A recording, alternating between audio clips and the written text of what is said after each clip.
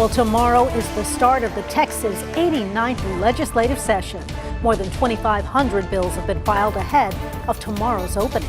This afternoon, Texas Comptroller Glenn Hagar announced that state lawmakers will have nearly $195 billion to spend over the next 2 years. KVUE's Malia Masamoto is live from the Capitol tonight. And Malia, House Democrats are upset with lawmakers' use of funds from the last budget cycle.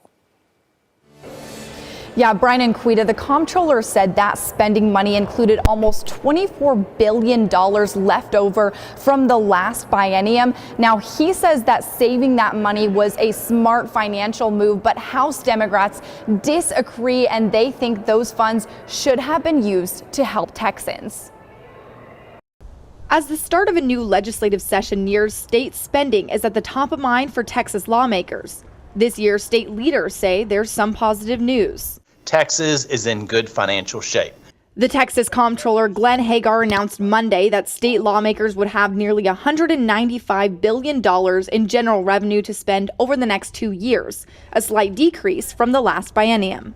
Part of that includes nearly $24 billion from the current budget cycle that lawmakers didn't use. This was a wise move, as was their decision to limit future costs when making a number of large investments in the current budget. About $4.5 billion of that leftover money comes from what was set aside for public education and education saving accounts since lawmakers didn't pass a voucher plan. But House Democrats think that money should have been spent. We beat Greg Abbott's billionaire-backed voucher scam.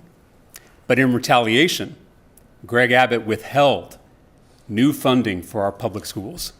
We had a $33 billion budget surplus, and Greg Abbott spent zero of that historic surplus on our students, on our teachers, on our families, and on our schools. It's unconscionable.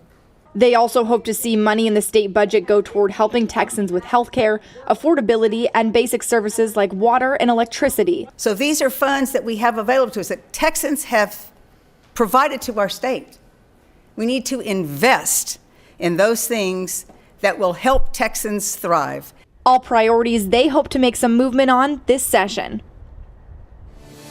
Now, after the biennial revenue number was released this afternoon, Lieutenant Governor Dan Patrick said it is, quote, proof that our conservative policies work. Now, he went on to say his priorities with this upcoming surplus is to cut property taxes and increase teacher salaries. Live from the Capitol, Malia Masamoto, KVUE News.